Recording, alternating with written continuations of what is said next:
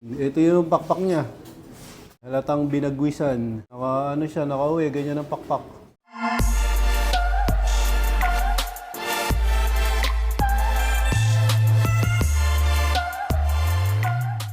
Welcome back mga kalapatids.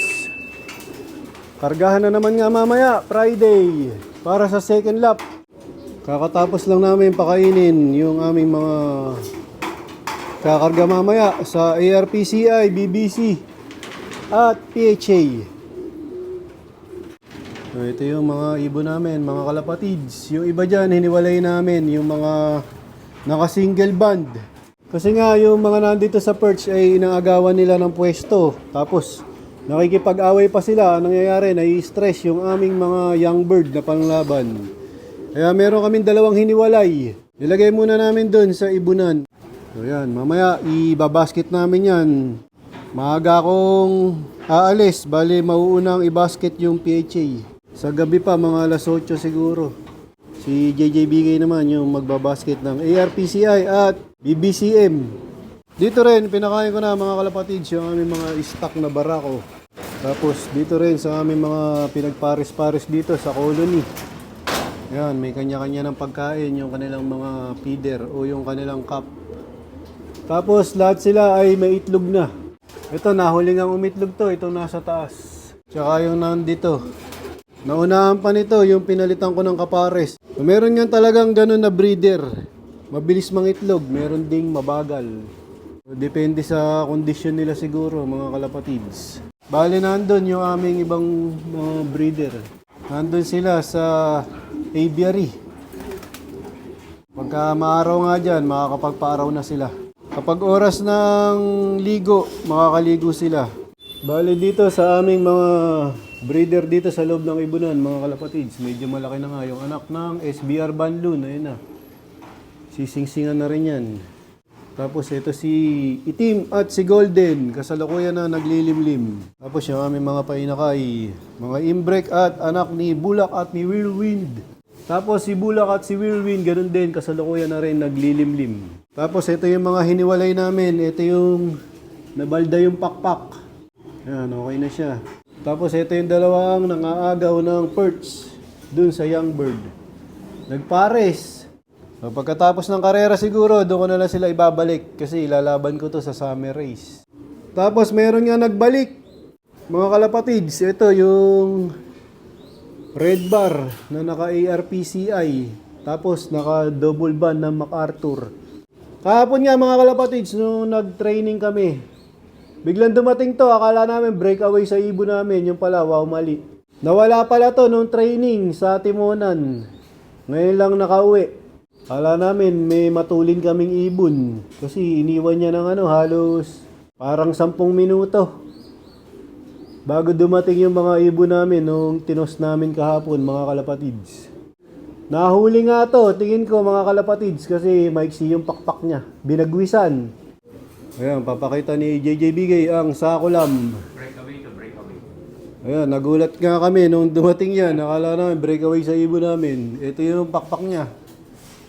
Ayan, halatang binagwisan. Maiksi talaga oh. Nakauwi oh. Ang galing ano. Atin mo na sa nawala. Oh, atimunan. Oo, kabila maiksi talaga oh. Ayan, nakauwi. Ganyan ang pakpak. So, minala si Si Boy Daggett. Boy Daggett. Naka-alpa. Nakaalpas sa kanya. Minalas siya.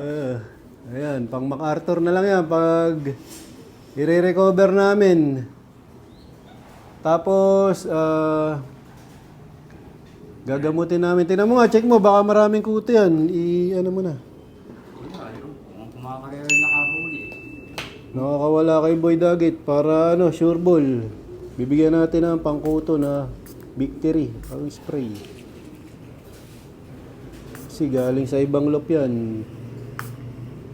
Yan, hiniwalay nga kagad namin yan. Baga, hindi muna namin sinama doon sa mga ibon namin. Kasi nga, syempre, galing sa ibang kulungan yan. Eh, karera pa naman ngayon, delikado. Para safety. Maganda katawan. Kung mga karera din nakahuli nito. So yun, bibigyan ng bigyan mo ng Phoenix. Yan, para prevention, bibigyan namin ng Kampiyon Phoenix. Isang patak lang. Bali gagawin namin yan, 3 to 5 days, umaga at hapon. Para safety. Mahirap kasi pagka mayroong galing sa may umuwi na ibon, hindi natin alam kung ano yung pinanggalingan niya para sigurado. Ayan, kulong muna, JJBK ang sakulam. Buti kang pa. May putik. O yun. Tama lang na ginamot natin. So yun, loading day nga ngayon mga kalapatids. Ito yung aming mga ibon o yung mga ikakarga sa PHA. Unahin ko yung PHA. Kasi nga malayo, Mandaluyong pa yung kargahan. Tapos yung ARPCI at BBC, si JJBK ang magbabasketing nun. Time check, 4:27 PM. So ayan. Ito yung aming mga ibon. Nihintay ko nga uminom. Kasi nga galing sila doon sa aviary. Mga ilang minuto pa, babasket ko na sila. Pagka nag-angatan na. Tingnan ulit natin kung makakapag-video ko sa PHA mga kalapatids. Bali na ilagay ko na sa training box yung mga pang PHA. Itong natitira ay ARPCI at BBCM. Bali si JJBK sa ako lang na nga ang bahala dito sa BBCM at ARPCI. Pamotor na nga lang itong gagawin ni JJBK sa ako lang dito. Ito na nga yung mga pang PHA namin, mga kalapatids. 3 training box. Nandito na ako sa PHA, mga kalapatids. Ngayon yung truck, 2 truck ulit. Ito, daming ibon kay Boss Benito Goke. Ibon ko. Si Idol Wala si Master Pogi. Sakula! Boy, impound! Yun, nilinis Wala ka So, Sabado nga ngayon mga kalapatids.